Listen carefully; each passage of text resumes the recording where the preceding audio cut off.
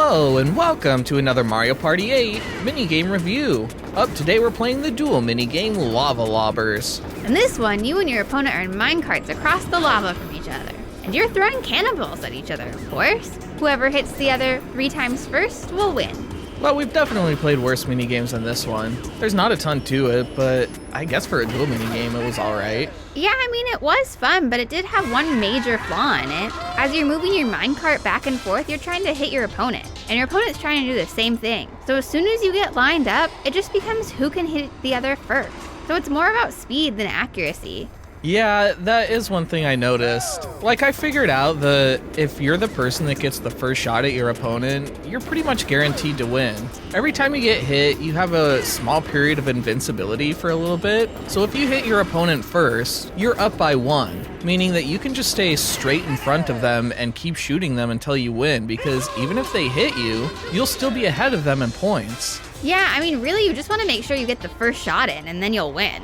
It does kind of suck that you can just stay straight in front of the person the whole time and know that it doesn't really matter if you get hit. Like, as long as you keep hitting them while you're invincible, you'll basically win this one. But I guess that means the strategy still comes down to trying to get the first shot in, which is never a sure thing.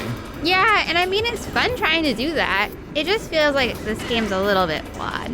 But I will say, it is interesting that you use the D-pad to move back and forth. I think this is the first minigame in Mario Party 8 that hasn't had us tilt the Wii remote. I wonder why they chose to do that for this one. Maybe so you don't accidentally tilt yourself off into the lava. Well, it did help improve this minigame a little bit, I think. I didn't have to worry about the controls not being accurate. Yeah, and I didn't really have a hard time shooting the cannonballs either. You can shoot them straight or lob them, and I felt like both of them are pretty accurate. Yep, I agree.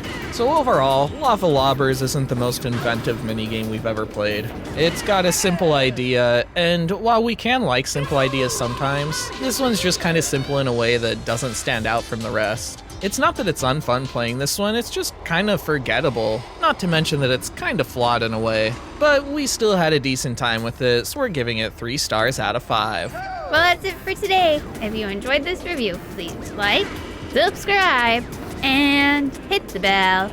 Up next, we'll be reviewing Lava or Leave 'em. I gotta be honest, so far I'd leave most of these minigames. Yeah, but I lava you. Yeah, you get 5 stars in my book too. Well, if you want to see what this minigame is like, come back for our next video. Hope to see you then.